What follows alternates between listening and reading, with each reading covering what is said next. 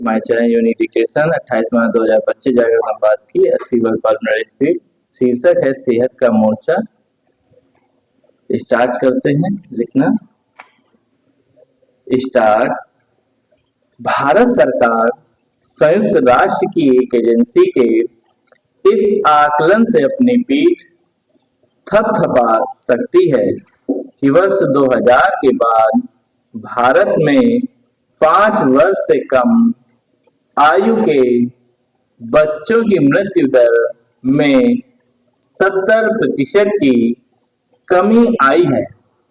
संयुक्त राष्ट्र एजेंसी की रिपोर्ट में उन योजनाओं और कार्यक्रमों का उल्लेख किया गया है जिनके चलते शिशुओं की मृत्यु दर कम करने में सफलता मिली है।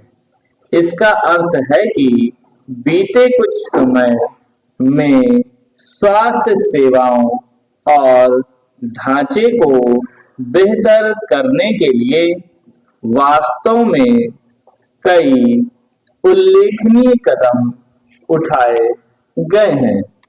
इनमें आयुष्मान भारत योजना भी है। इसका उल्लेख भी संयुक्त राष्ट्र एजेंसी ने विशेष रूप से किया है। यह स्वास्थ्य संबंधी विश्व की सबसे बड़ी योजना है। यह निर्धन परिवारों के लिए वरदान सिद्ध हुई है।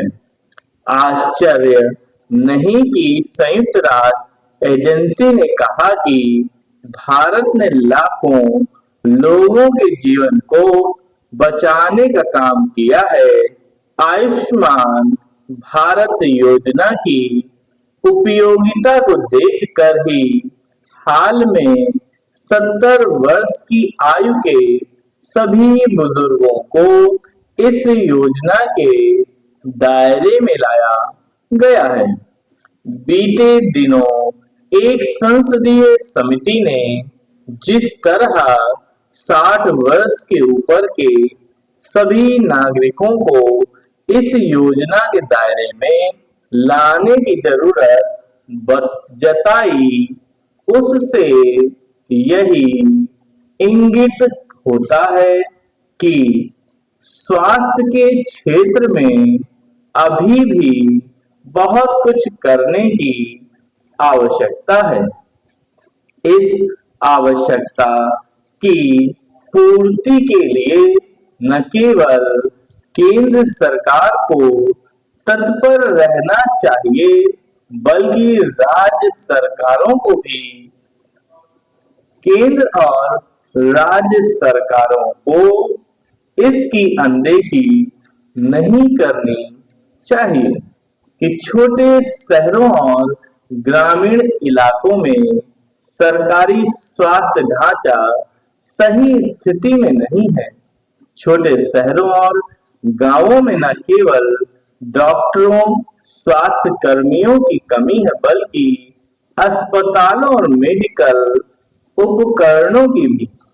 इसके चलते इन क्षेत्रों के लोग शहरों में बड़े अस्पतालों की ओर दौड़ लगाते हैं, जहां निजी क्षेत्र के अस्पतालों के मुकाबले सरकारी अस्पताल बहुत पीछे नजर आते हैं।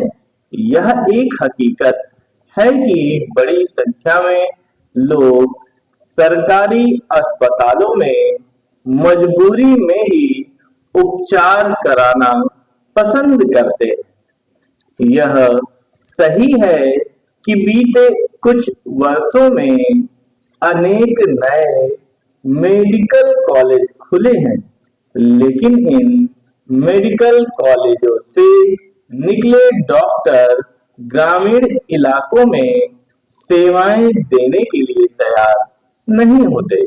समय के साथ उपचार महंगा होता जा रहा है। यदि किसी गंभीर बीमारी से ग्रस्त व्यक्ति को निजी अस्पताल में उपचार कराना पड़ता है तो वह कर्जे में डूब जाता है। इसका एक कारण यह भी है कि अपने यहाँ स्वास्थ्य बीमा का उतना चलन नहीं जितना आवश्यक है।